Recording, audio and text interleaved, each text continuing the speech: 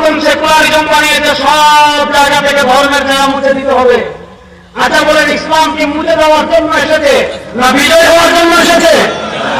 আরে বলো না, ইসলামকে মুছে দেওয়ার জন্য এসেছে না বিজয় হওয়ার জন্য এসেছে?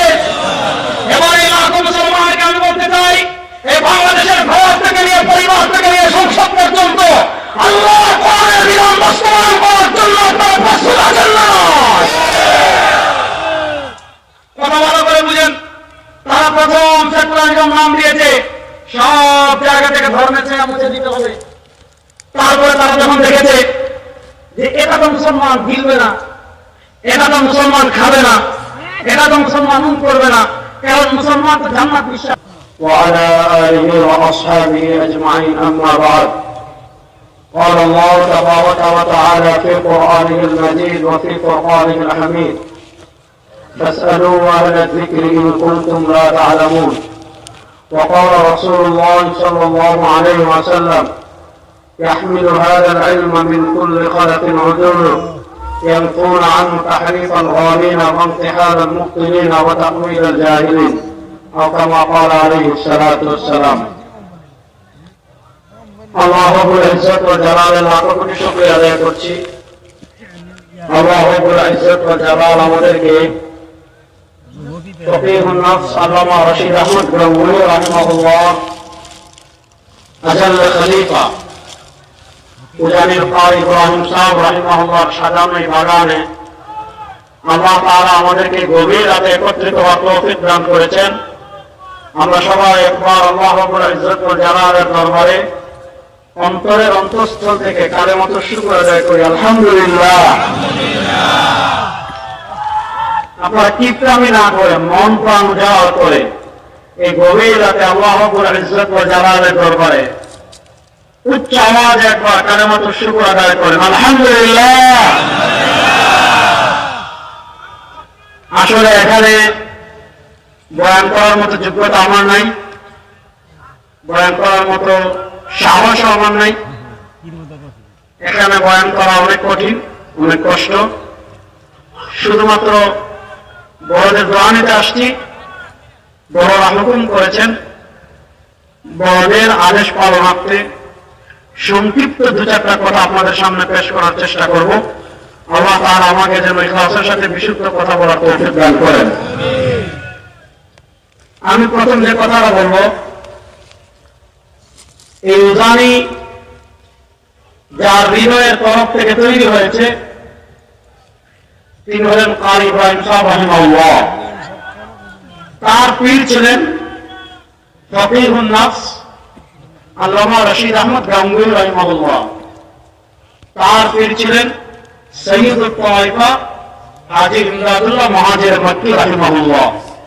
হাজী ইমদাদুল্লাহ মুহাজির মক্কি রাহিমাহুল্লাহকে বলা হয় সৈয়দুত তায়েফা, মানে তিনি একটা তায়েফা, একটা দলের নেতা, একটা শ্রেণীর নেতা। এই তায়েফা মানে দেওবন্দ, আমাদের দারুল দেওবন্দের সকল আকাবিরদের অবিসংবাদিত মুরব্বী ছিলেন সৈয়দুত তায়েফা হাজী ইমদাদুল্লাহ মুহাজির মক্কি রাহিমাহুল্লাহ।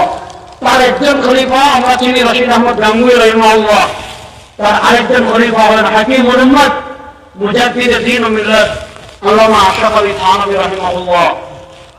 আমাদের আকাবিরদের সবচেয়ে বড় বৈশিষ্ট্য রশিদ আহমদ গঙ্গুহি রাহিমাহুল্লাহ, তিনি যেমন পীর ছিলেন তেমন তিনি ব্রিটিশ বিরোধী আন্দোলনের অন্যতম নেতা ছিলেন। তিনি যেমন পীর ছিলেন ঠিক তেমনি ভাবে থানা ভবনে তারা ইসলামিক স্টেট প্রতিষ্ঠা করেছেন। তিনি যেমন পীর ছিলেন 1857 সালে সিপাহী বিপ্লবে অন্যতম অংশীদারিত্ব তার ছিল। তিনি যেমন পীর ছিলেন, ব্রিটিশ বিরোধী আন্দোলনে তিনি নেতৃত্ব দিয়েছেন, ব্রিটিশ বিরোধী জাহাজে তিনি অংশগ্রহণ করেছেন। এটাই হলো সরওয়ার আলম সাল্লাল্লাহু আলাইহি ওয়াসাল্লামের আদর্শ। আল্লাহ নবী যেমন পীর ছিলেন, আল্লাহ নবী তেমন রাষ্ট্রনায়ক ছিলেন, আল্লাহ নবী সাল্লাল্লাহু আলাইহি ওয়াসাল্লাম বিচারক ছিলেন। অর্থাৎ জীবনের ইসলামের পূর্ণাঙ্গ দিক, ইসলামের পূর্ণাঙ্গ রূপ নবী করিম সাল্লাল্লাহু আলাইহি ওয়াসাল্লামের জীবনী ছিল। ঠিক তেমনি ভাবে রশিদ আহমদ গঙ্গুহি রাহিমাহুল্লাহ, তিনি যেমন পীর ছিলেন তেমন তিনি ফকিহুন নফস ছিলেন। অর্থাৎ শরীয়ত তার তবিয়ত হয়ে গিয়েছিল। এমন কোন মাসালা নাই যে মাসালা রশিদ আহমদ গঙ্গুহি রাহিমাহুল্লাহ সমাধান দিতে পারতেন না। তিনি যেমন পীর ছিলেন তেমন আলেম ছিলেন, তেমন মুজাহিদ ছিলেন। রশিদ আহমদ গাঙ্গুহি রাহিমাহুল্লাহ থেকে আমাদের প্রথম যে শিক্ষা নিতে হবে, আমরা যেমন খানকার পীর হব, আমরা যেমন আত্মশুদ্ধি করব, আমরা যেমন নিজেদেরকে তাসাউফের বাইরে মেহনত করব, রশিদ আহমদ গাঙ্গুহি রাহিমাহুল্লাহ এই সিলসিলা প্রথম সবক আমাদেরকে নিতে হবে। আমরা যেমন পীর হব তেমন পীর হব, আমরা যেমন পীর হব তেমন মুজাহিদ হব, আমরা যেমন পীর হব তেমন কুফফার জালিমদের বিরুদ্ধে আমরা কখনো আপোষ করব না। আল্লাহর জমিনে আল্লাহর দ্বীন প্রতিষ্ঠার মেহনতে এক একজন মুজাহিদ হয়ে আমরা অবতরণ করবো ইনশাআল্লাহ।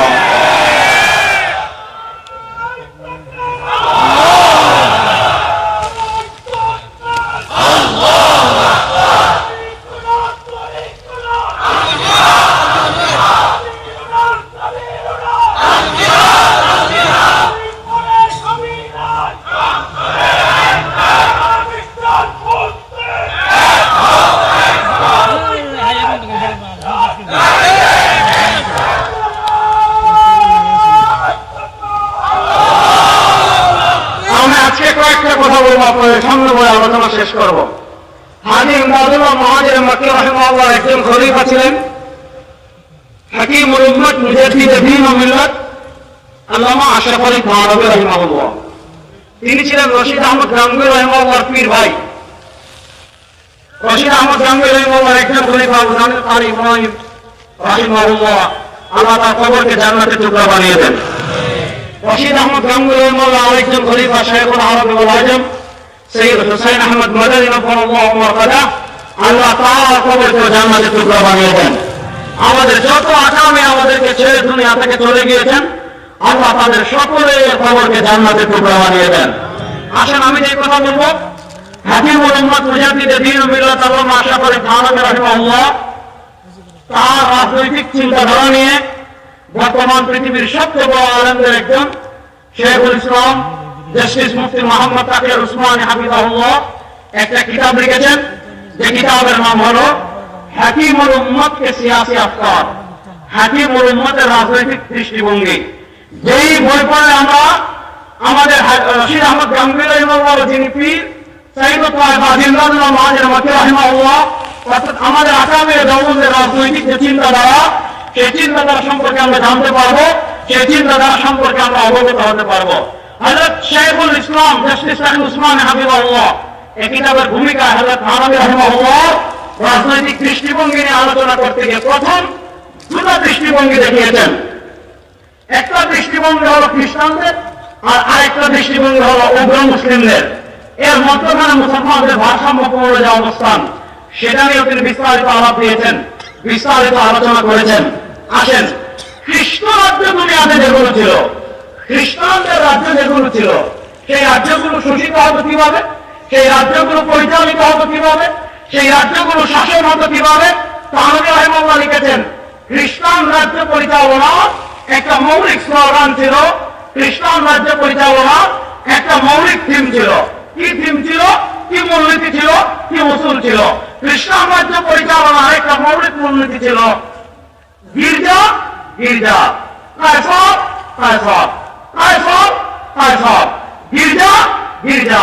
অর্থাৎ খ্রিস্টানরা বলতো গির্জা গির্জার মধ্যে থাকবে। গির্জা মানে যেখানে তারা ধর্ম পালন করে।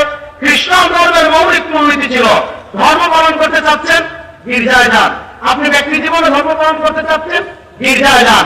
আপনার পরিবার নিয়ে ধর্ম পালন করতে চাচ্ছেন, গির্জায় যান। আপনি 100 ধর্ম মানতে চাচ্ছেন, গির্জায় যান।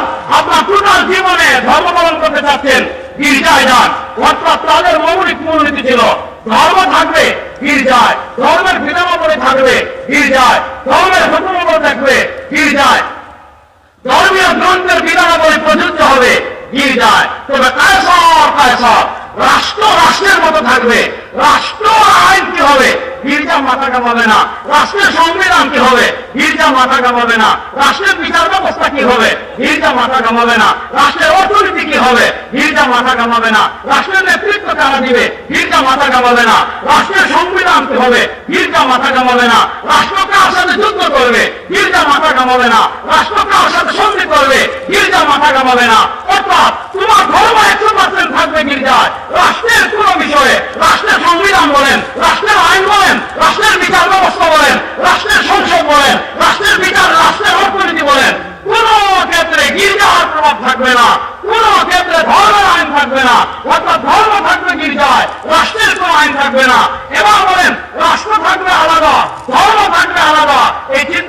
মুসলমানের না খ্রিস্টানের? যেটা বলে এই চিন্তা মুসলমানের না খ্রিস্টানের? আসেন ওই যে খ্রিস্টানদের চিন্তা, গির্জা গির্জা, রাষ্ট্র থাকবে রাষ্ট্রের মতো, গির্জা থাকবে গির্জাদের মতো। হাকিম মুহাম্মদ আশরাফ থানভী রাহিমাহুল্লাহ লিখেছেন, ওই খ্রিস্টানদের চিন্তা মুসলমান সমাজে যে পোশাক পরিধান করে এসেছে, মুসলমান সমাজে যে জামা পরিধান করে এসেছে, মুসলমান সমাজে যে জুব্বা পরিধান করে এসেছে, মুসলমান সমাজে যে আবা পরিধান করে এসেছে, ওই খ্রিস্টানদের চিন্তা মুসলমান সমাজে যে নাম ধরে এসেছে, ওই চিন্তার নাম হলো সেকুলারিজম তথা ধর্মনিরপেক্ষতা। আসলে ধর্মনিরপেক্ষতা কি? মিশরের শেখ আব্দুল্লাহ মিসরি ধর্মনিরপেক্ষতা নিয়ে কিতাব লিখেছেন। তিনি ধর্মনিরপেক্ষতার দুটো ভাষণ দেখিয়েছেন। ধর্মনিরপেক্ষতার একটা উগ্র ভাষণ আছে, অর্থাৎ ধর্মনিরপেক্ষতা যারা আবিষ্কার করেছে তারা ধর্মনিরপেক্ষতার একটা ব্যাখ্যা করেছে। সে ব্যাখ্যা কি? তাদের কাছে সেকুলারিজম হলো, তাদের কাছে ধর্মনিরপেক্ষতা হলো জীবনের সব জায়গা থেকে ধর্মের ছায়াকে মুছে দিতে হবে।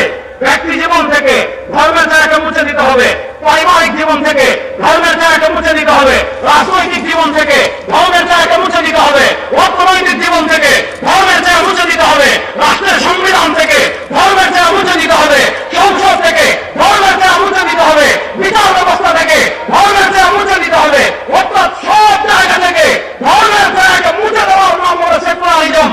আর ইসলাম দুনিয়াতে এসেছে মুছে দেওয়ার জন্য না, ইসলাম দুনিয়াতে এসেছে হারিয়ে দেওয়ার জন্য না। আল্লাহ ইসলাম দিয়েছেন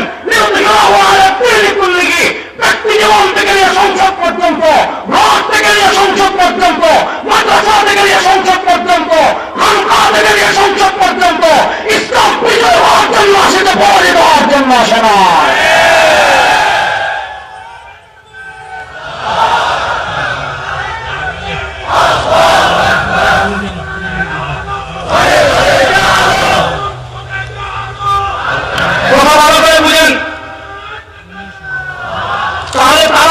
সেকুলারিজম বানিয়েছে সব জায়গা থেকে ধর্মের ছায়া মুছে দিতে হবে।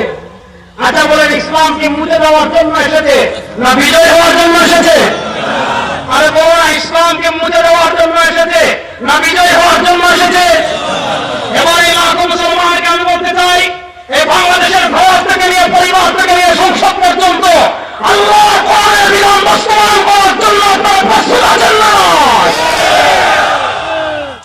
কথা ভালো করে বুঝেন। তারা প্রথম সেকুলারিজম নাম দিয়েছে সব জায়গা থেকে ধর্মের ছায়া মুছে দিতে হবে। তারপরে তারা যখন দেখেছে যে এটা তো মুসলমান গিলবে না, এটা তো মুসলমান খাবে না, এটা তো মুসলমান করবে না, কারণ মুসলমান তো জান্নাত বিশ্বাস করে, মুসলমান জান্নাত বিশ্বাস করে, আল্লাহর সন্তুষ্টি অর্জন করতে চায়। এই জান্নাত বিশ্বাস করে বলে আমাদের দেশে যারা হাজার হাজার মুসলমানকে হত্যা করেছে, হাজার হাজার আলেমদের উপর জুলুম করেছে, অত্যাচার করেছে, আয়না করে নিয়েছে, তারা আমাদেরকে তাহাজ্জুদের গল্প শোনাইতো না? বলেন, তারা আমাদেরকে তাহাজ্জুদের গল্প শোনাইতো না? শোনেন, যখন তারা দেখেছে এই সব জায়গা থেকে ধর্মের ছায়া মুছে ফেলা, এই চিন্তা মুসলমান খাবে না, এই চিন্তা মুসলমান গিলবে না, এই চিন্তা মুসলমান প্রভাবিত হবে না, তখন তারা আমাদের ভিতর কিছু দালাল তৈরি করেছে, আমাদের মুসলমানদের ভিতরে কিছু মূল্য ভাড়াটিয়া মূল্য তৈরি করেছে। যারা ধর্মনিরপেক্ষতার আরেকটা সৎ ভাষণ আবিষ্কার করেছে, যারা ধর্মনিরপেক্ষতার আরেকটা সহজ ভাষণ আমাদেরকে দিয়েছে, সেটা কি জানেন? ওই যে খ্রিস্টানরা বলে গির্জা গির্জা, গির্জা থাকবে গির্জার মতো, ধর্ম থাকবে ধর্মের মতো। এবার মুসলমানদের ভিতর তারা একদম দাওয়া তৈরি করেছে, তারা ধর্মনিরপেক্ষতার আরেকটা ভাষণ আবিষ্কার করেছে। সেই ভাষণ কি? খ্রিস্টানরা বলে ধর্ম থাকবে গির্জায়, আর মুসলমানদের ভিতর সেকুলার যারা আছে তারা বলে ধর্ম থাকবে মসজিদে, ধর্ম থাকবে খানকায়, ধর্ম থাকবে মাদ্রাসায়, ধর্ম থাকবে ঘরে, ধর্ম থাকবে দরবারে, ধর্ম থাকবে মাজারে, এর বাইরে সংসদে ধর্ম লাগবে না, বিচার ব্যবস্থায় ধর্ম লাগবে না, অর্থনীতিতে ধর্ম লাগবে না, সংবিধানে ধর্ম লাগবে না, রাষ্ট্রের কোন ক্ষেত্রে ধর্ম লাগবে না। আপনি ধর্ম পালন করতে চাচ্ছেন, ঘরে পালন করেন। আপনি ধর্ম পালন করতে চাচ্ছেন, মসজিদে পালন করেন। আপনি ধর্ম পালন করতে চাচ্ছেন, মাদ্রাসা পালন করেন। আপনি ধর্ম পালন করতে চাচ্ছেন, খানকা পালন করেন। আচ্ছা বলেন, ইসলাম কি শুধু মসজিদে থাকার জন্য এসেছে? আর আসতে বলেন, ইসলাম কি শুধু মাদ্রাসায় থাকার জন্য এসেছে? ইসলাম কি শুধু খানকায় থাকার জন্য এসেছে? না, আল্লাহ ইসলামকে পাঠিয়েছেন। আল্লাহ বলেন হুয়াল্লাযী আরসালা রাসূলাহু বিল হুদা, তিনি আল্লাহ তার রাসূলকে প্রেরণ করেছেন হেদায়েত দিয়ে। আর কি দিয়ে পাঠিয়েছেন? ওয়াদিনিল হক, আল্লাহ তার রাসূলকে একটা দিন হক দিয়ে পাঠিয়েছেন। আল্লাহ তার রাসূলকে একটা সত্য ধর্ম দিয়ে পাঠিয়েছেন। কেন? লিইয়ুযহিরাহু আলা দ্বীনি কুল্লিহি, সব ধর্মের উপর ইসলাম বিজয় হওয়ার জন্য এসেছে। ইসলাম কখনো পরাজিত হওয়ার জন্য আসে না। এবার আছেন বিজয়ের দুইটা ব্যাখ্যা আছে, ওই ব্যাখ্যার দিকে আমি গেলাম না। দেখেন, ঈমান ভঙ্গের অনেকগুলো কারণ আছে। ঈমান ভঙ্গের কারণ আছে না নাই? আজকে আমি আপনাদেরকে আধুনিক একটা ঈমান ভঙ্গের কারণ বলি। আজকে আমি আপনাদেরকে আধুনিক ঈমান ভঙ্গের একটা কারণ বলি, মনোযোগ দিয়ে শুনবেন। আচ্ছা বলেন, ধর্ম থাকবে শুধু ইবাদত খানায় যেখানে ইবাদত করি, আর এর বাইরে আর কোথাও ধর্ম লাগবে না, এই চিন্তাটা মুসলমানের না খ্রিস্টানদের? আর বলেন না, এই চিন্তাটা মুসলমানদের না খ্রিস্টানদের? ইসলাম যদি শুধু মসজিদে থাকার জন্য আসতো, ইসলাম যদি শুধু মাদ্রাসা থাকার জন্য আসতো, ইসলাম যদি শুধু খানকায় থাকার জন্য আসতো, আল্লাহ নবী সাল্লাল্লাহু আলাইহি ওয়াসাল্লাম মুহূর্তে দাঙ্গা মোবারক শহীদ করতেন না। সাহাবায়ে কেরাম রিদওয়ানুল্লাহি আলাইহিম আজমাইন পৃথিবীর প্রান্তে প্রান্তে প্রান্তে প্রান্তে জিহাদের মিশন নিয়ে যেতেন না। তাহলে বোঝা গেল, কোন মুসলমান যদি ওই খ্রিস্টানদের চিন্তা লালন করে, খ্রিস্টানদের কোন চিন্তা? খ্রিস্টানরা বলে ধর্ম থাকে গির্জায়, আর মুসলমানদের ভিতর সেকুলারিজমে বিশ্বাসী যারা, তারা বলে ধর্ম থাকবে মসজিদে, ধর্ম থাকবে ঘরে, ধর্ম থাকবে খানকায়। তারা বলে ধর্ম সংসদের দরকার নাই, ধর্ম বিচার ব্যবস্থার দরকার নাই, রাষ্ট্র পরিচালনায় ধর্মের দরকার নাই, অর্থনীতিতে ধর্মের দরকার নাই। তারপরে আপনার আরো বিভিন্ন জায়গায় আপনি রাষ্ট্রের বিভিন্ন ক্ষেত্রে ধর্মের দরকার নাই।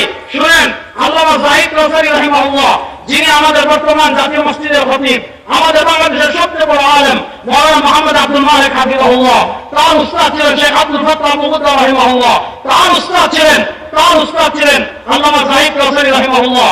তিনি 1371 হিজরিতে ইন্তেকাল করেছেন। তিনি আমাদের দাদা উস্তাদের উস্তাদ আল্লামা যাহিদ কাউসারী রাহিমাহুল্লাহ তার মাকারাতুল কাউসারীতে, আল্লামা যাহিদ কাউসারী রাহিমাহুল্লাহ তার মাকারাতুল কাউসারীতে 279 নম্বর পৃষ্ঠায় একটা মাকালা লিখেছেন, একটা ছোট্ট প্রবন্ধ লিখেছেন। এই ছোট্ট মাকালা এবং প্রবন্ধের নাম হলো হুকমু মুহাওয়ারাতি ফসলি দ্বীন আনিদ দাওলা। হুকমু মুহাওয়ারাতি ফসলি দ্বীন আনিদ দাওলা, অর্থাৎ কোন মুসলমান যদি মনে করে ধর্ম আলাদা, রাষ্ট্র আলাদা, মনোযোগ, কোন মুসলমান যদি মনে করে ধর্ম আলাদা, রাষ্ট্র আলাদা, রাষ্ট্র চলবে রাষ্ট্রের মতো, রাষ্ট্রের কোন সেক্টরে ধর্মের কোন প্রয়োজন নাই, ধর্ম শুধু মসজিদে নিয়ে থাকেন, ধর্ম শুধু খানকায় নিয়ে থাকেন, ধর্ম শুধু মাজারে নিয়ে থাকেন, ধর্ম শুধু দরবারে নিয়ে থাকেন, কোন মুসলমান যদি এমন বিশ্বাস পালন করে, আল্লামা কাউসারী রাহিমাহুল্লাহ তার হুকমু মুহাওয়ারাতি ফসলি দ্বীন আনিদ দাওলা, রাষ্ট্র ধর্ম থেকে আলাদা যে মনে করে, তার বিধান নিয়ে আলোচনা করতে গিয়ে আল্লামা যাহিদ কাউসারী রাহিমাহুল্লাহ এখানে পরিষ্কার ভাষায় লিখেছেন, এখানে সুস্পষ্ট ভাষায় লিখেছেন। আল্লামা কাউসারী রাহিমাহুল্লাহ বলেছেন, ফাল মুসলিমু ইযা তালাবা বিমিসলি যালিকা ফি সালামাতি আকলিহি, কোন মুসলমান যদি সুস্থ মস্তিষ্কে, কোন মুসলমান যদি সুস্থ মস্তিষ্কে এই কথা ধারণ করে যে রাষ্ট্রে ধর্মের দরকার নাই, সংবিধান ধর্মের দরকার নাই, সংসদে ধর্মের দরকার নাই, বিচার ব্যবস্থায় ধর্মের দরকার নাই, অর্থনীতিতে ধর্মের দরকার নাই, সিটি কর্পোরেশনে ধর্মের দরকার নাই, ইউনিয়ন পরিষদে ধর্ম দরকার নাই, নেতৃত্বে ধর্মের দরকার নাই, ধর্ম শুধু মসজিদে থাকার জন্য আসছে। আল্লামা কাউসারী রাহিমাহুল্লাহ পরিষ্কার ভাষায় বলেছেন, কোন মুসলমান যদি এমন আকীদা পালন করে তার ঈমান থাকবে না, সে মুরতাদ হয়ে যাবে। তাহলে এবার বুঝেন, মূল কথাটা ভালো করে ধরেন। তাই ইসলাম রাষ্ট্রের সব ক্ষেত্রে, জীবনের সব ক্ষেত্রে ইসলামকে বাস্তবায়ন করার প্রয়োজন আছে না নাই? এখানে সবচেয়ে বড় আমাদের দুর্দশার জায়গাটা কোনটা? মুফাক্কির ইসলাম মাওলানা সৈয়দ আবুল হাসান নদভী রাহিমাহুল্লাহ তিনি বিভিন্ন জায়গায় আফসোস করে লিখেছেন যে এই যুগে মুসলমানদের সবচেয়ে পরাজয়ের জায়গা কোনটা? এই যুগে মুসলমানদের সবচেয়ে পরাজয়ের জায়গা হলো বুদ্ধিভিত্তিক পরাজয়। ইসলামের শত্রুরা, ইসলামের দুশ্মনরা, ইহুদিরা, খ্রিস্টানরা, ওরিয়েন্টালিস্টরা, প্রাচ্যবিদরা, মুস্তাশরিকিনরা, তারা আমাদেরকে এমন একটা ইসলাম শেখাতে চাচ্ছে, তারা আমাদেরকে এমন একটা ইসলাম দিতে চাচ্ছে, তারা আমাদেরকে এমন একটা ইসলামের অনুসরণের কথা বলছে যে ইসলামে শুধু মাজার থাকবে, যে ইসলামে শুধু জিলাপি খাওয়া থাকবে, যে ইসলামে শুধু উরুস থাকবে, যে ইসলামে শুধু বিরিয়ানি খাওয়া থাকবে, এই ইসলামে শুধু নামের উপর হাত বাঁধবেন না বুকের উপর হাত বাঁধবেন, এটা নিয়ে মারামারি থাকবে। যে ইসলামে নামাজের পর মোবাইলত আছে কিনা এটা নিয়ে দ্বন্দ্ব থাকবে। যে ইসলামে শুধু সামান্য ছোটখাটো বিষয় নিয়ে দ্বন্দ্ব থাকবে, কিন্তু রাষ্ট্র পরিচালনায় ইসলাম লাগবে না, অর্থনীতিতে ইসলাম লাগবে না, বিচার ব্যবস্থায় ইসলাম লাগবে না। এবার আল্লামা আত্মারি ইব্রাহিম সাহেব রাহিমাহুল্লাহ বাগানে আমরা যারা এসেছি, ফতেহুল্লাহ সাল্লাল্লাহু আলাইহি আহমদ গাঙ্গুহি রাহিমাহুল্লাহ হৃদয়ের তরফ আমরা অনুভব করছি।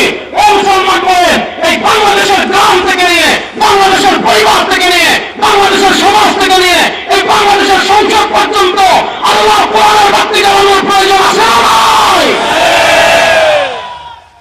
তাহলে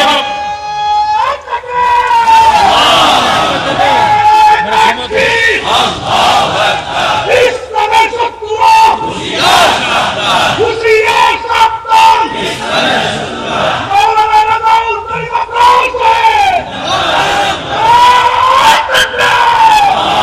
এবার আমি আপনাদেরকে একটা ইতিহাস বলি। ইতিহাস বলার পর আমি মূল কথায় আসবো। আবার মনোযোগ। আমরা স্বাধীনতা পেয়েছি দুইটা। বলেন আমরা স্বাধীনতা পেয়েছি কয়টা? আর বলেন না আমরা স্বাধীনতা পেয়েছি কয়টা? একটা স্বাধীনতা পেয়েছি আমরা 1971-এ, আর আরেকটা স্বাধীনতা পেয়েছি আমরা 1947 সালে। দেখেন আছে আমাদের দেশের মিডিয়া শুধু 71-এর স্বাধীনতার কথা বলে, 47-এর স্বাধীনতার কথা বলে না। কেন জানেন?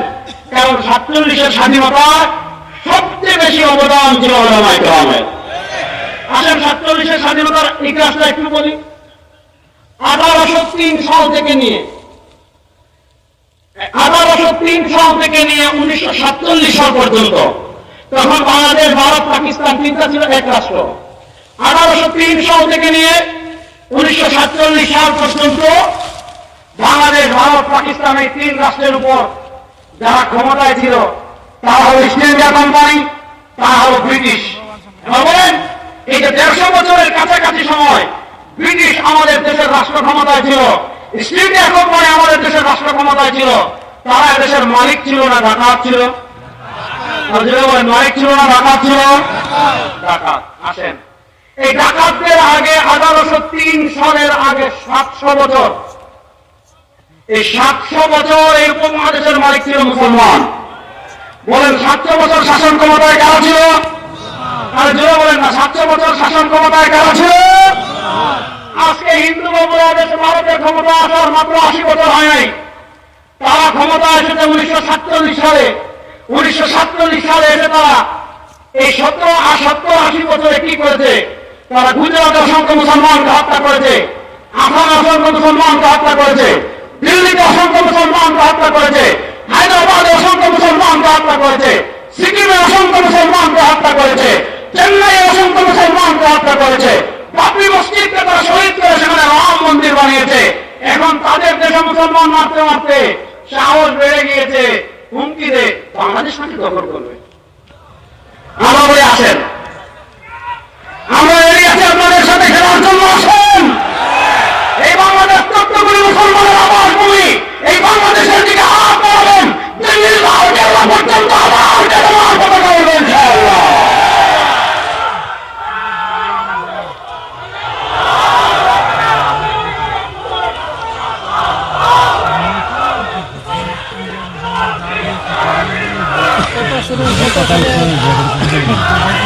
এবার ভালো করে বুঝেন,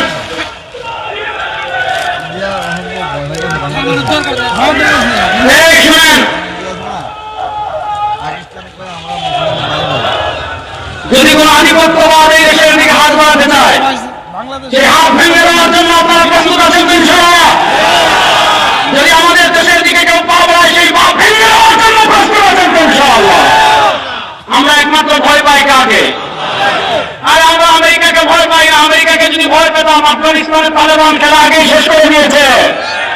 আমি ওই দিনও বলেছি সব জায়গায় পৃথিবীতে মুসলমানদের বিজয় শুরু হয়ে গিয়েছে।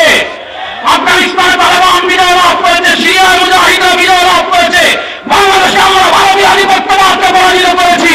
সময় আর বেশি দিন নয়, মসজিদে আকসা থেকে নিয়ে ভারতের লাল কেল্লা পর্যন্ত আবার ইসলামের পতাকা উড়বে ইনশাআল্লাহ।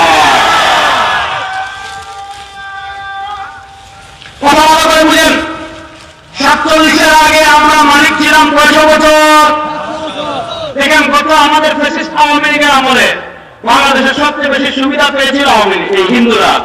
আমরা মনে হতো দেশে ভাড়াটিয়া, আর মালিক মনে হতো হিন্দুরা। দেখেন ব্রিটিশ আমলে মনোযোগ, ব্রিটিশ আমলে আবার বলে মনোযোগ, ব্রিটিশ আমলে সবচেয়ে বেশি সুবিধা পেত হিন্দুরা। আমাদের জমিদার হতো তারা, ট্যাক্স আদায়ের দায়িত্ব পেত তারা, খাজনা আদায়ের দায়িত্ব পেত তারা।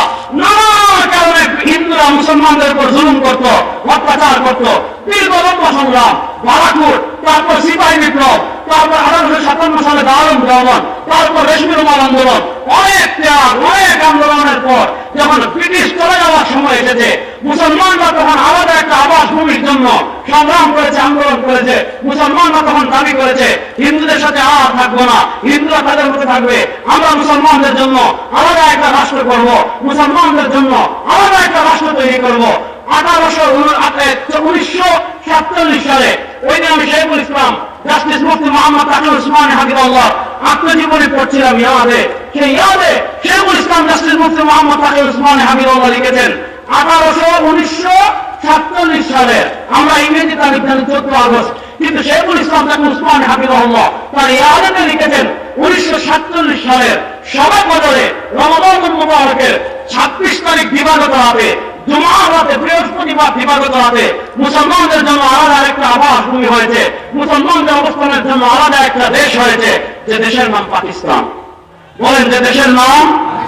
শুনেন, পাকিস্তান প্রতিষ্ঠার আন্দোলন মুসলমানরা যখন করেছে, বাংলাদেশ, ভারত, পাকিস্তান, সারা উপমহাদেশের সব মুসলমান, প্রায় 70-80% মুসলমান যখন পাকিস্তান আন্দোলনের জন্য মিছিল করেছে, পাকিস্তান প্রতিষ্ঠার আন্দোলনের জন্য সংগ্রাম করেছে, তখন মুসলমানদের স্লোগান ছিল একটা, পাকিস্তান কা মতলব কিয়া লা ইলাহা ইল্লাল্লাহ। বলেন না, পাকিস্তান কা মতলব কিয়া লা ইলাহা ইল্লাল্লাহ। আর আকাশ বাতাস প্রকম্পিত করে বলেন, পাকিস্তান কা মতলব কিয়া লা ইলাহা ইল্লাল্লাহ। আপনারা যদি মনে করেন জোরের জিকিরের দলিল নাই, আমার কাছে আসেন, দলিল দিয়ে খবর দিয়ে দেবেন ইনশাআল্লাহ। তাহলে বলেন পাকিস্তান প্রতিষ্ঠা আন্দোলনের প্রধান কি ছিল? পাকিস্তান কা মতলব কিয়া, যেমন পাকিস্তান কা মতলব কিয়া। দেখেন 47-এর স্বাধীনতা হয়েছে লা ইলাহা ইল্লাল্লাহর উপর ভিত্তি করে। শুনেন, 47-এর স্বাধীনতা যেদিন হয়েছে সেদিন পূর্ব পাকিস্তানে একজন পতাকা তুলেছিলেন, পশ্চিম পাকিস্তানে একজন পতাকা তুলেছিলেন।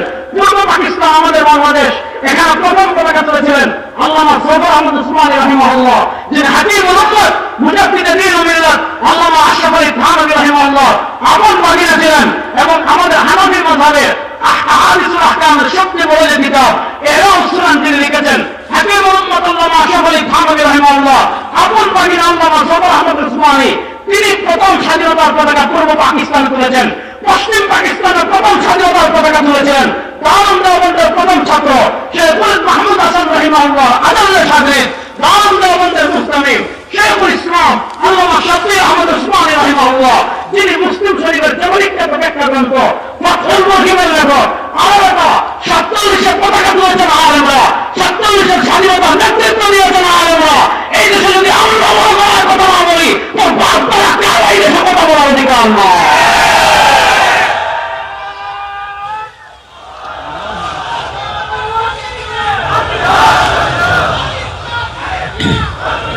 এবার ভালো করে বুঝেন, 47-এর স্বাধীনতা হয়েছে কার উপর ভিত্তি করে? বলবেন না, 47-এর স্বাধীনতার ভিত্তি কার উপর ছিল? লা ইলাহা ইল্লাল্লাহ। বলেন 47-এর স্বাধীনতার ভিত্তি কার উপর ছিল? লা ইলাহা ইল্লাল্লাহ। আসেন 47-এর পরে সংক্ষিপ্ত সময় শেষ করছি। আমি আগে বলতে এখানে বয়ান করতে আসি না, দোয়া নিতে আসছি। 47-এর স্বাধীনতার পর আসলো 71-এর স্বাধীনতা। 71-এর স্বাধীনতা মনোযোগ, 47-এর স্বাধীন হয়েছে লা ইলাহা ইল্লাল্লাহর উপর ভিত্তি করে। এরপর 71-এর স্বাধীনতা, এই 71-এর স্বাধীনতার যুদ্ধ কখনো লা ইলাহা ইল্লাল্লাহর বিরুদ্ধে ছিল? 71-এর স্বাধীনতা কখনো ইসলামের বিরুদ্ধে ছিল না। 71-এর স্বাধীনতা কখনো ধর্মের বিপক্ষে ছিল না। তাহলে প্রশ্ন করতে পারেন 71-এর স্বাধীনতার চেতনা কি ছিল? 71-এর স্বাধীনতার চেতনা দেখেন, আমি সংসদ বিষয়ের যে ওয়েবসাইট আছে সেই ওয়েবসাইট থেকে আজকে ডাউনলোড করে, যেহেতু এখানে লক্ষ মুসলমান আছেন তাদের কাছে পেশ করার জন্য আমি নিয়ে এসেছি। মনোযোগ দিয়ে শোনেন, আচ্ছা মনোযোগ দিয়ে শোনেন। আমাদের স্বাধীনতা যুদ্ধ শুরু হয়েছে 1971 সালের 26শে মার্চ, ঠিক না? আমাদের স্বাধীনতা যুদ্ধ শুরু হয়েছে 1971 সালের 26শে মার্চ। 1971 সালের 26শে মার্চ যখন স্বাধীনতা যুদ্ধ শুরু হয়, স্বাধীনতা যুদ্ধে শুরু হওয়ার 14 দিন পর অর্থাৎ 10 এপ্রিল আমাদের মেহেরপুরে একটা অবস্থায় সরকার গঠন হয়েছিল, যে সরকারের নাম মুজিবনগর সরকার। ওই মুজিবনগর সরকার স্বাধীনতা যুদ্ধ শুরু হওয়ার 14 দিন পর স্বাধীনতার একটা ঘোষণাপত্র পাঠ করেছিল, যেখানে আমি সংসদ বিষয়ক ওয়েবসাইট থেকে নিয়ে এসেছি।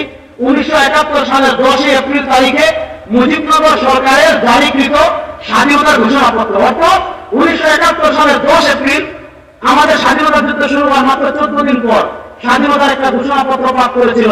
সেই ঘোষণাপত্রে পাকিস্তান সরকারকে বিভিন্ন কথা বলা হয়েছে যে আপনারা এইটা করেন নাই, আপনারা ওইটা করেন নাই, আপনারা এইটা করেন নাই, আপনারা ওইটা করেন নাই। না করার কারণে দেখেন স্বাধীনতার ঘোষণাপত্রের এই জায়গায় এসে বলা হচ্ছে, যেহেতু আমরা বাংলাদেশের নির্বাচিত প্রতিনিধিগণ, বাংলাদেশের সর্বোচ্চ ক্ষমতার অধিকারী জনগণ কর্তৃক আমাদিগকে প্রদত্ত কর্তৃত্বের মর্যাদা রক্ষার্থে নিজেদের সমন্বয় যথাযথভাবে একটি গণপরিষদ রূপে গঠন করিলাম এবং পারস্পরিক আলোচনা করিয়া এবং বাংলাদেশের জনগণের জন্য সাম্য, মনোযোগ মনোযোগ মনোযোগ কাজ করে শুনেন, বাংলাদেশের জনগণের জন্য সাম্য, মানবিক মর্যাদা ও সামাজিক সুবিধার নিশ্চিতকরণার্থে সার্বভৌম গণপ্রজাতন্ত্র রূপে বাংলাদেশ প্রতিষ্ঠা ঘোষণা করিলাম। এখানে মুক্তিযুদ্ধের চেতনা বলা হয়েছে 3টা। বলেন কয়টা? হ্যাঁ, এটা মুসলমানদের জন্য বলেন। মুক্তিযুদ্ধের চেতনা বলা হয়েছে কয়টা? একটা হলো সাম্য, আর হলো সামাজিক ন্যায় বিচার সুবিচার, আর হলো মানবিক মর্যাদা। এই 3টা চেতনাকে সামনে রেখে আমাদের মুক্তিযুদ্ধ হয়েছে। এই 3 চিন্তা একটা চিন্তাও ইসলাম বিরোধী না, এই 3 চিন্তা একটা চিন্তাও কোরআন বিরোধী না। দেখেন যখন যুদ্ধ শুরু হয়েছে তখন বলেছে মুক্তিযুদ্ধের চেতনা 3টা: সাম্য, সামাজিক মর্যাদা, মানবিক মর্যাদা, সামাজিক সুবিচার। কিন্তু বিজয় হল 16 ডিসেম্বর। বিজয়ের 1 বছর পর 1972 সালে আমাদের প্রথম সংবিধান লেখা হয়েছে। দেখেন গণপ্রজাতন্ত্রী বাংলাদেশের সংবিধান। বিজয়ের 1 বছর পর এই সংবিধান আমাদের দেশে লেখা হয় নাই, এটা লিখছে দাদাদের দেশে। লেখছে কোথায়? যখন যুদ্ধ চলে তখন বলে মুক্তিযুদ্ধের চেতনা 3টা: সাম্য, মানবিক মর্যাদা, সামাজিক ন্যায় বিচার। আর যখন মুক্তিযুদ্ধ শেষ হয়েছে, মুক্তিযুদ্ধ শেষ হওয়ার 1 বছর পর সংবিধান লিখেছে। সংবিধানের 1 নম্বর পৃষ্ঠায় লিখেছে বিসমিল্লাহির রহমানির রহিম। দেখেন আমরা অঙ্গীকার করিতেছি যে যে সকল মহান আদর্শ আমাদের বীর জনগণকে জাতীয় মুক্তি সংগ্রামে আত্মনিয়োগ ও বীর শহীদদিগকে প্রাণোৎসর্গ করিতে উদ্বুদ্ধ করিয়াছিল, জাতীয়তাবাদ, সমাজতন্ত্র, গণতন্ত্র ও ধর্মনিরপেক্ষতার শেষকর আদর্শ এই সংবিধানের মূলনীতি হইবে। যখন যুদ্ধ চলে তখন বলে মুক্তিযুদ্ধের চেতনা সাম্য, মানবিক মর্যাদা, সামাজিক সুবিচার। আর মুক্তিযুদ্ধ যখন শেষ হয়েছে তখন লেখে আমাদের মুক্তিযুদ্ধের চেতনা একটা হলো ডেমোক্রেসি, আর একটা হলো সোশ্যালিজম, আর একটা হলো আপনার সেকুলারিজম মানে ধর্মনিরপেক্ষতা। আসেন সোশ্যালিজম মানে কি? সোশ্যালিজম মানে সমাজতন্ত্রবাদ। সমাজতন্ত্রবাদ মানে কি? আপনি টাকা ইনকাম করছেন, আপনি টাকা আর্ন করছেন, আপনি পায়ের দাম মাথায় ফেলে টাকা ইনকাম করছেন, এই টাকার মালিক আপনি না, এই টাকার মালিক রাষ্ট্র। আপনি চাকরি করে টাকা কামাচ্ছেন, এই টাকার মালিক আপনি না, এই টাকার মালিক রাষ্ট্র।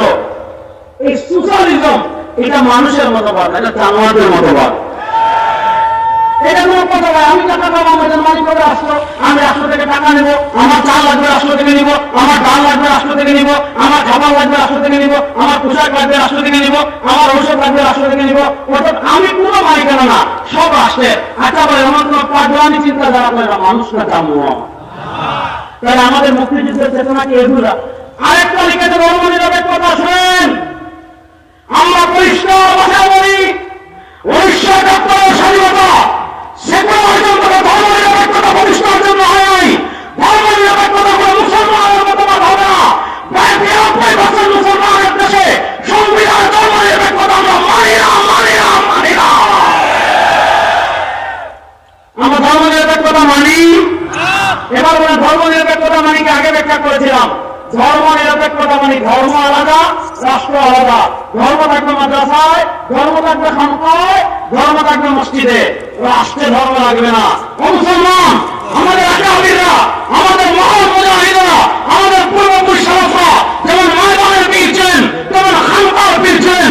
ও মুসলমান, 2024 জুলাই আগস্টের বিপ্লবের পর আবার আমাদের সামনে সুযোগ এসেছে, আবার আমাদের সামনে সুযোগ তৈরি হয়েছে।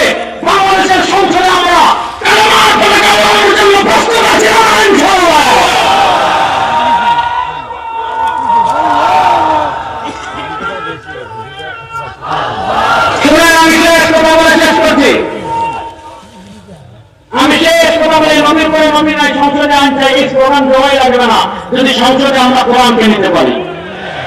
চুরি বন্ধ করে মরাই লাগবে না যদি সংসদে কোরআন নিতে পারি। মুসলমান, বাংলাদেশের নেতার পরিবর্তন একবার হয় নাই, বাংলাদেশের ক্ষমতার পরিবর্তন একবার হয় নাই, বাংলাদেশের চেহারা পরিবর্তন একবার হয় নাই।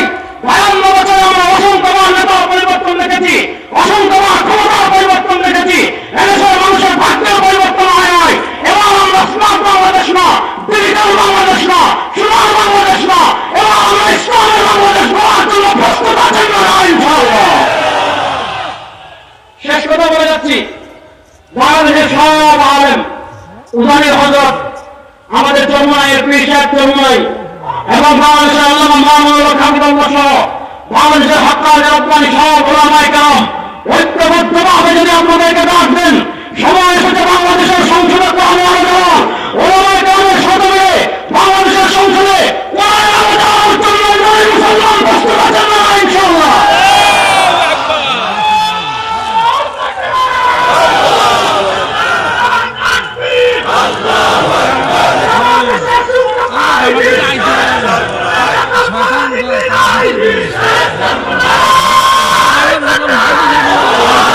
সুতরাং আনন্দের সাথে থাকবো তো ইনশাআল্লাহ, আপনারা আনন্দের সাথে থাকবো তো ইনশাআল্লাহ, আনন্দের আহ্বান করেছে আহ্বান মানবো তো ইনশাআল্লাহ। আল্লাহ তাআলা আমাদের সবাইকে আনন্দের সাথে জীবন থাকার তৌফিক দান করুন, আমিন। ইন আসাবতু ফামিনাল্লাহি ওয়া ইন আখতাতু ফামিন্নি ওয়া মিনাশ শাইতান। সুবহানাকাল্লাহুম্মা ওয়া বিহামদিকা আশহাদু আল্লা ইলাহা ইল্লা আনতা আস্তাগফিরুকা ওয়া আতুবু ইলাইক। আসসালামু আলাইকুম।